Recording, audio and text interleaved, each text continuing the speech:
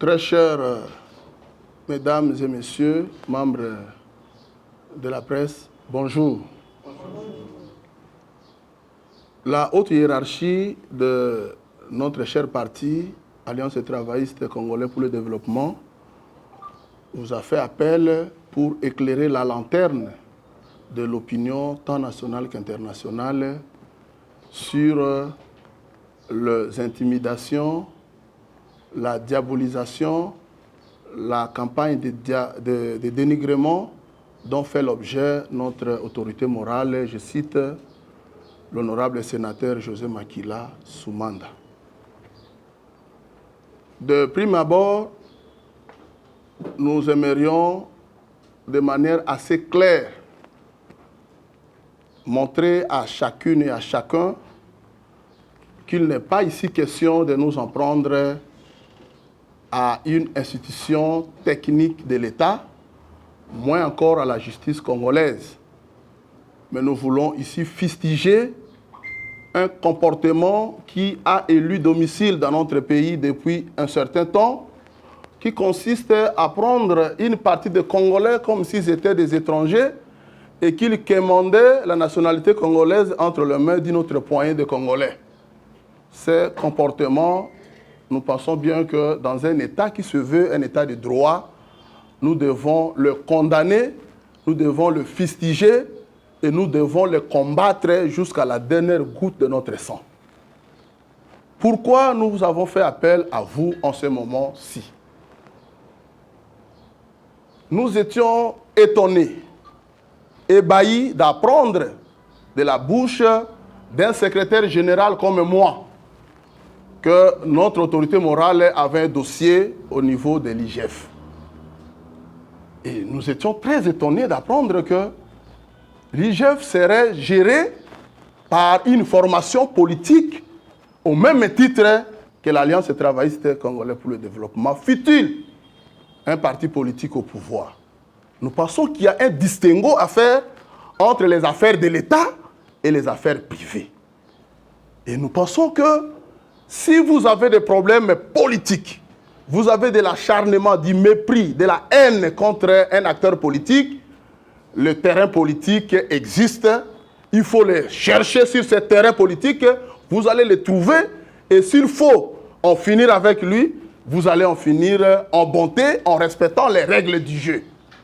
Mais ici, ce que nous refusons, c'est le fait d'instrumentaliser un organe technique de l'État, d'instrumentaliser la justice pour prétendre au nom du principe de l'État de droit, alors qu'on est en train de le bafouer pour régler des comptes à un adversaire politique.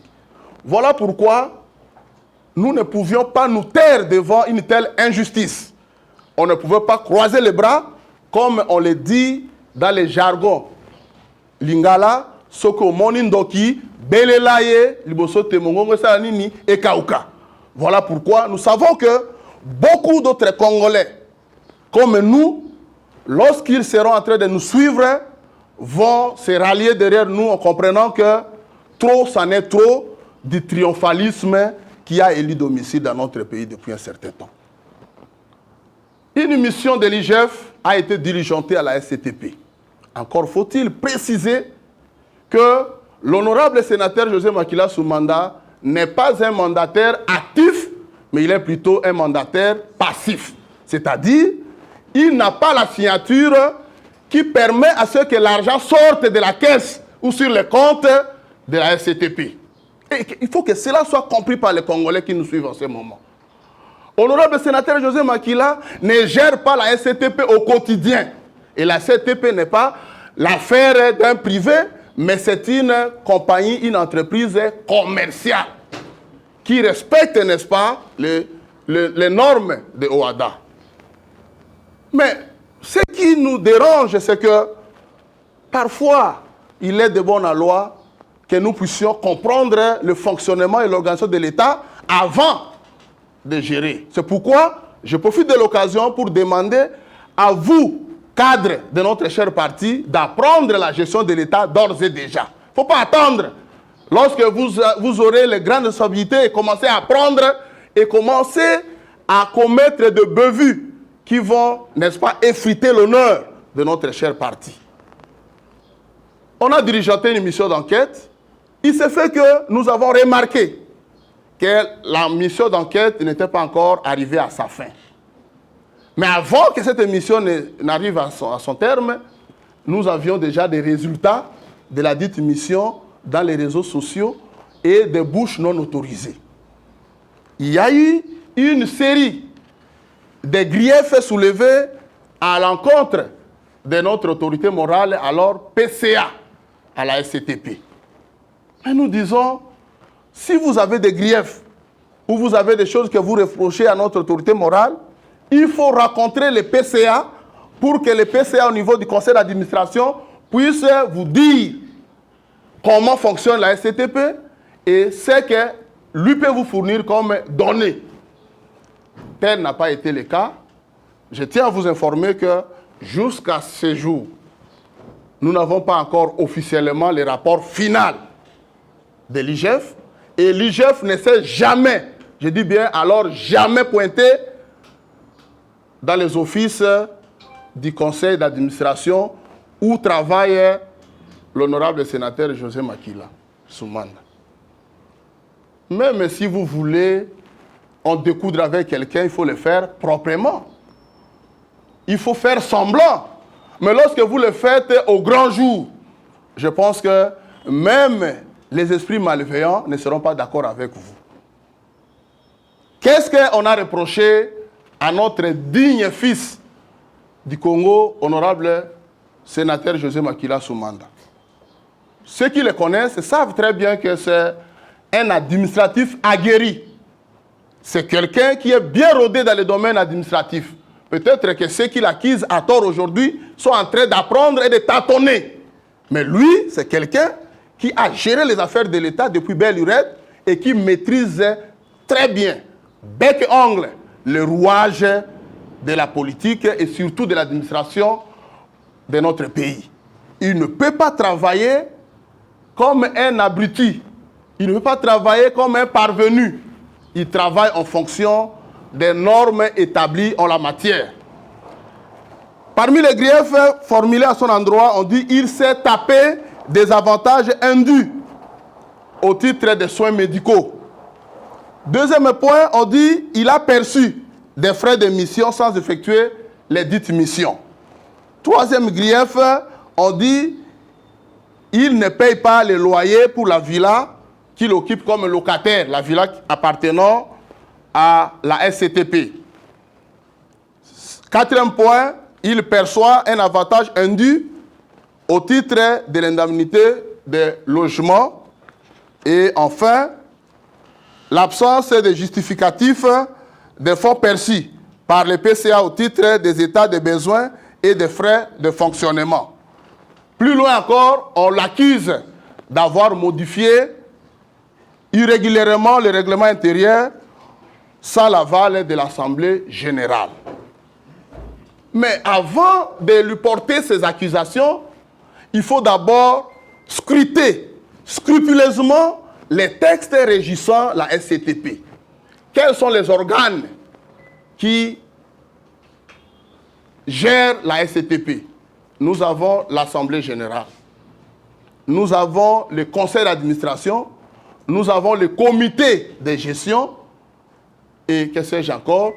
Nous avons le gouvernement ou l'État congolais qui est l'unique propriétaire, actionnaire, qui agit par le truchement du ministère du portefeuille.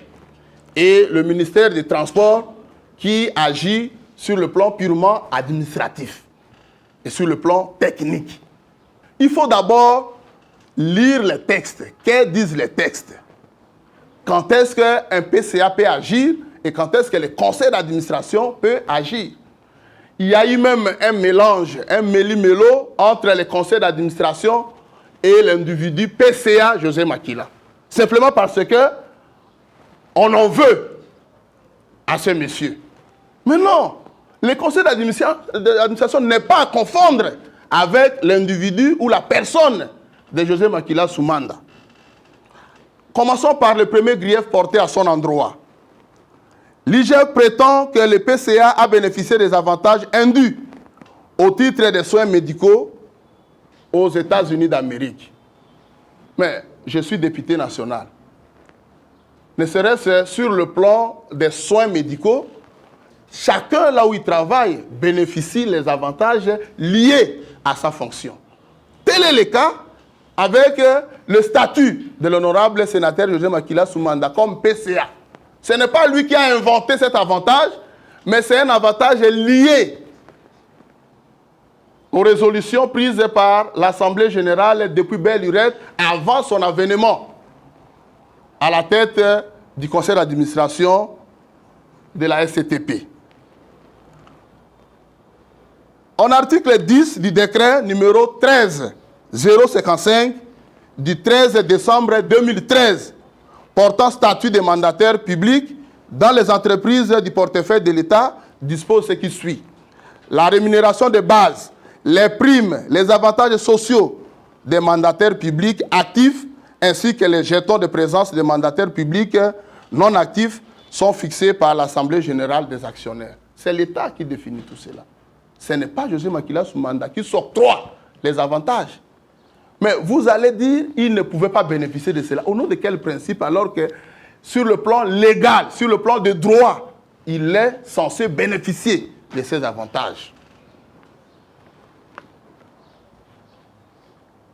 Mais aussi l'équipe de contrôle sur le fait que tous les problèmes, tous les procès-verbaux du conseil d'administration et de l'Assemblée générale relatifs aux avantages payés aux mandataires de la SCTP ont été transmis au ministère du portefeuille. Si vous avez besoin d'avoir tous ces détails,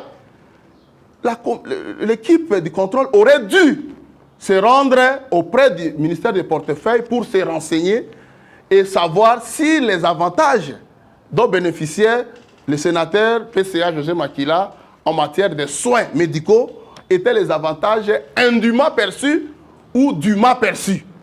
Chose qui n'a pas été faite, mais on a préféré seulement vilipender son nom.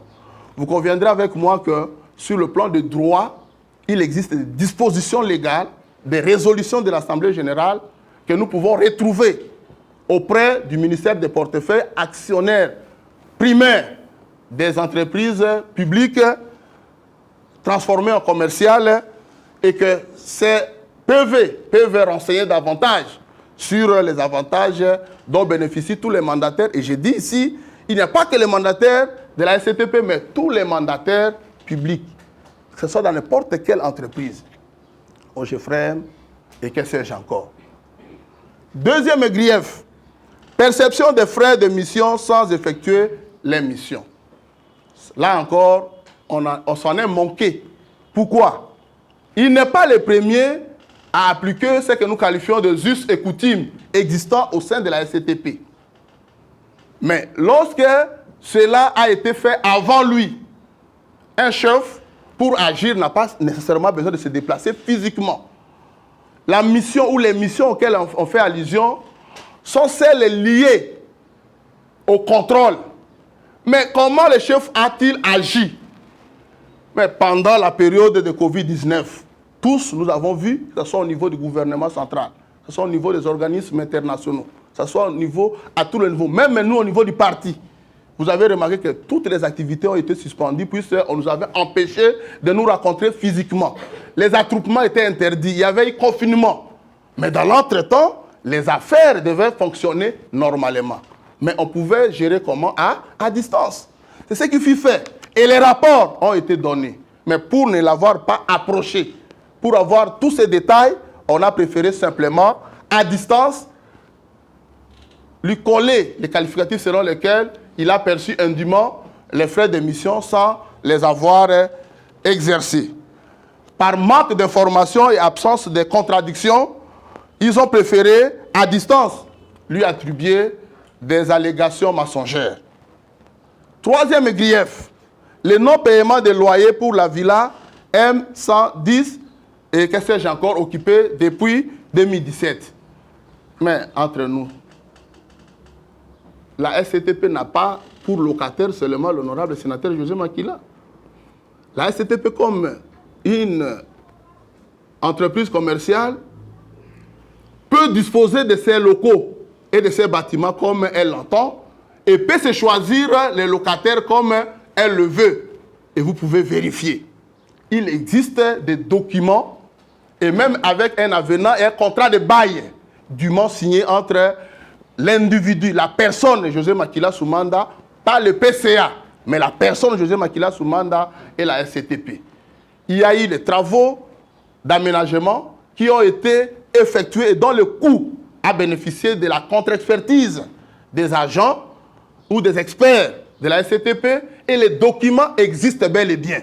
Nous allons mettre à votre disposition pour montrer à l'opinion la mauvaise foi des détracteurs de l'honorable sénateur José Makila Soumanda.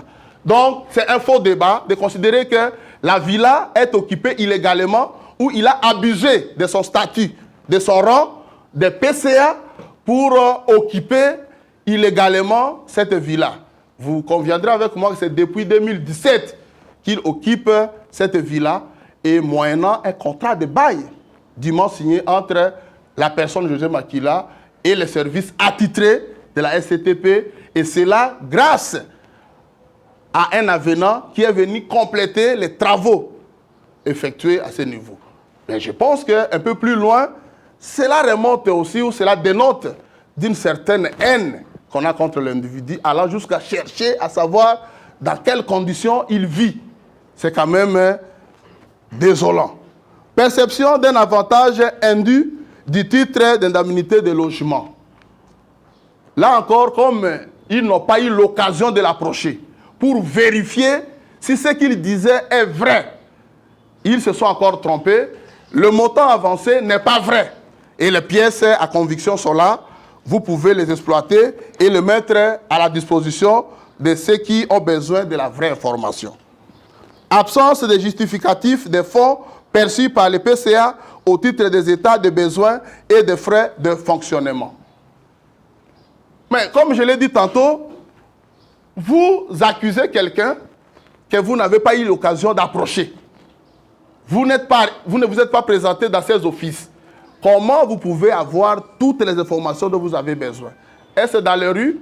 Les rues peuvent vous renseigner, mais très mal. Les personnes peuvent vous renseigner, mais de quelle manière? Ces personnes peuvent vous renseigner chacune en fonction de son état d'âme, selon qu'elle aime ou est contre la personne de José Makila. Voilà pourquoi de ce côté-là, nous pensons que l'IGF avait fait un faux bond pour n'avoir pas toqué à la vraie porte pour récolter les vraies informations. Les pièces existent bel et bien, nous les mettrons à votre disposition. Modification irrégulière du règlement intérieur du conseil d'administration sans l'aval de l'Assemblée générale. Là encore, c'est un vrai faux débat. Entre les deux sessions, il est permis à ce qu'un président du conseil d'administration prenne des décisions importantes à la vie de l'entreprise et fasse rapport à l'Assemblée générale lors de la tenue de celle-ci. Et c'est une disposition qui existe bel et bien si nous scrutons les documents qui régissent la SCTP. Bref, toutes les allégations portées à l'endroit de l'honorable sénateur José Makila Soumanda par rapport à sa gestion comme mandataire passif, là j'insiste, n'étaient que des allégations pour ternir l'image de celui qui gêne politiquement ou celui qui est considéré comme mal aimé par ses détracteurs. Pourquoi nous avons jugé utile de nous livrer à cet exercice afin d'éclairer la lanterne de la population qui nous suit en ce moment? Il y a une corrélation entre cet acharnement et vous ne voulez pas qu'on puisse nous venir en aide. C'est qu'il y avait un plan macabre qui était savamment monté pour intenter à la vie de ce prélat catholique, je cite, je nomme son éminence le cardinal Ambongo. Mais que cela puisse attirer d'ennui à son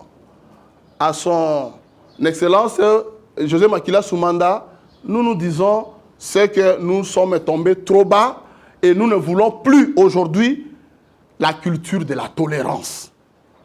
La tolérance veut dire quoi? Accepter l'autre tel qu'il est. Le point de vue ne peut pas toujours être convergent. Ils peuvent être divergents dans la démocratie. Je ne suis pas obligé de composer ou de sympathiser avec le pouvoir simplement parce que le pouvoir est pour ou contre. Je suis libre de dire au pouvoir, je ne suis pas d'accord avec vous sur ce point, je vous encourage sur l'autre point parce que j'estime que, de mon point de vue, je ne partage pas cela. Mais c'est libre. Chacun de nous est libre d'agir et de réagir. Mais que agir ou réagir pour soutenir quelqu'un devienne un péché originel dans ce pays, je me dis, finalement, nous sommes tombés trop bas. Voilà pourquoi, à cette occasion, que nous offrons à ceux qui nous aiment et à ceux qui n'aiment pas, José Makila sous mandat, d'avoir un peu d'apaisement et que chacun mette de l'eau dans son vin. Si nous aimons ce pays, évitons le triomphalisme. On n'est jamais assez fort pour être toujours fort. La force a des limites dans le temps et dans l'espace. Le triomphalisme ne paye pas. Ça, c'est de un. Et de deux, nous devons définir le type de régime dans lequel nous voulons vivre dans ce pays. Soit nous sommes dans un régime démocratique, respectons les règles du jeu. En démocratie, il y a la tolérance. En démocratie, il y a la liberté d'expression. En démocratie, il y a la liberté de penser. En démocratie, il y a le pluralisme politique et le pluralisme social. En démocratie, il y a le respect mutuel. Et il y a le respect des droits et libertés fondamentaux reconnus à chaque Congolais. C'est ça la démocratie. Passer outre ces principes, c'est que nous voulons construire une république bananière. Et là, nous tombons dans la dérive dictatoriale. Et si nous sommes dans un régime dictatorial, nous devons le définir comme tel. Alors, les règles du jeu n'étant plus respectées, chacun se comportera comme tel. Et je pense que là, nous risquerons de tomber trop bas. Voilà pourquoi nous en appelons aux extrémistes et à ceux qui pensent qu'ils peuvent encore imposer leurs biceps et opposer aux autres ce que nous qualifions de la force, de la loi de la force, en lieu et place de la force de la loi. Puisqu'en démocratie, ce n'est pas la loi de la force qui prime, mais c'est la force de la loi qui doit primer. Mais cette force de la loi n'est pas exécutée par n'importe quelle personne. Il existe des structures attitrées qui peuvent faire entendre la voix de l'État, réprimer le bavure, corriger, remettre chacun dans ses droits. Nous avons les cours et tribunaux, nous avons des organes qui sont attitrés. Mais que quelqu'un se substitue à l'État, que quelqu'un nous dise, toi tu seras arrêté, il ne faut pas parler de l'acharnement, tu as volé, mais qui est censé qualifier quelqu'un de voleur ou d'escroc ou d'arnaque? Je pense qu'il y a les juges. Mais lorsque ce sont encore des secrétaires généraux, des cadres de partis politiques qui se vertuent à qualifier les actes que posent les individus dans l'État congolais d'infraction, nous disons, nous sommes tombés trop bas. Évitons cela. Je dis bien évitons cela. Mais aussi nous savons que dans les officines, la tête de José Makila sous mandat fait peur à beaucoup de gens. Quand ils font leurs calculs, ils sont devant leur tableau par rapport aux calculs qu'ils sont en train de faire pour l'horizon 2023.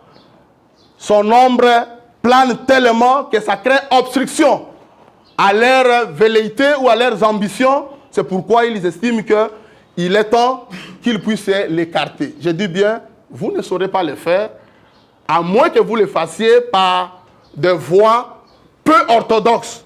Mais si nous sommes dans une république, cherchez les raisons ailleurs. S'agissant de l'IGF que vous vouliez instrumentaliser, nous venons de démontrer que l'IGF, dans tout ce qu'elle a fait, n'a pas encore rendu officiellement le rapport. Mais curieusement, la ministre de portefeuille, dans la lettre suspendant l'honorable sénateur José Makila Soumana comme PCA, avait déjà évoqué des observations concluantes. Alors que jusqu'à ce jour, les recommandations concluantes, nous n'en avons pas encore. Ça veut dire, tout cela a été travaillé dans des officines politiques et politiciennes. Un sage avait dit une chose. La plus grosse erreur que peut commettre un intellectuel, c'est de penser que d'autres intellectuels ne peuvent pas réfléchir comme lui. De la même manière, vous réfléchissez pour causer du tort aux acteurs politiques en utilisant des voies peu orthodoxes, en abusant des institutions étatiques. De cette même manière, nous savons comment dénoncer et vous mettre à nu pour que la population qui nous suit comprenne que votre voix n'est pas la voix indiquée et qu'on ne peut pas abuser de l'État. Recourir à l'arbitraire pour prétendre corriger l'arbitraire. Puis c'est l'infraction, on ne la réprime pas en commettant d'autres infractions. Voilà pourquoi nous en appelons à toutes les institutions de la République, en commençant par l'institution président de la République, de laquelle dépend directement l'IGF, que nous devons voir clair et surtout éviter les dol dans la poursuite de ces dossiers. Au niveau du Parlement, au niveau des cours et tribunaux, évitons l'instrumentalisation pour que le droit soit dit et que les droits de tout et chacun soient respectés.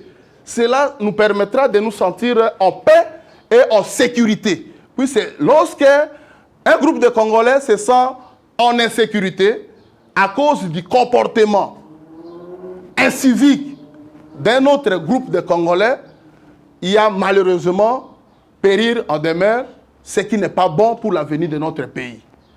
Voilà, chers chevaliers de la plume, les quelques informations que nous avions à partager avec vous afin d'éclairer la lanterne de la population qui s'est posé mille et une questions sur tout ce qu'il lisait, sur la toile, sur la prétendue,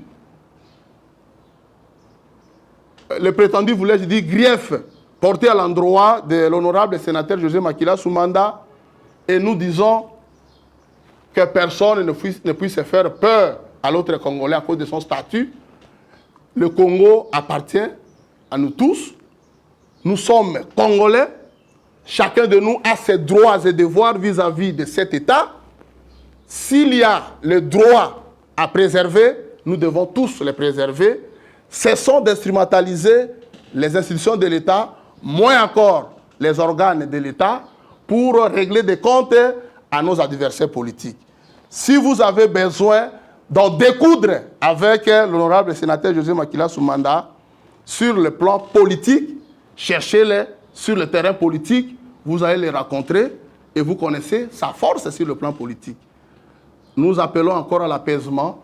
Tous ceux-là qui, lorsqu'ils ont appris l'information, étaient quelque peu perdus, et nous les appelons à l'apaisement.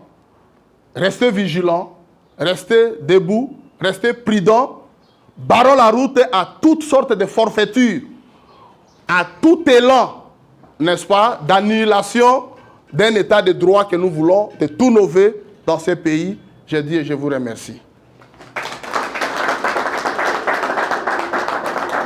Autant de griefs sur la personne de José Makila Soumanda qui ont été lavés par un de hauts cadres de l'ATD. Et celui-ci crie haut et fort qu'il n'y a pas de débat, mais que cela se qualifie tout simplement de haine d'après ce dernier. Pour l'ATD, c'est un faux bon et des documents de preuve sur ce qu'allèguent les responsables de ce parti existent.